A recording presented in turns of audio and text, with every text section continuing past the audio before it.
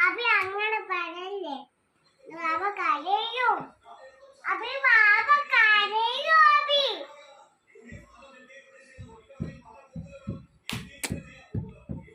ഇത് അടിക്കുന്ന അമ്മ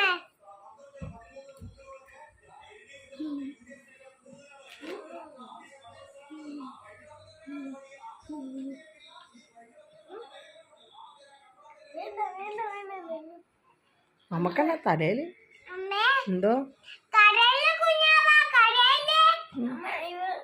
വയറ്റില്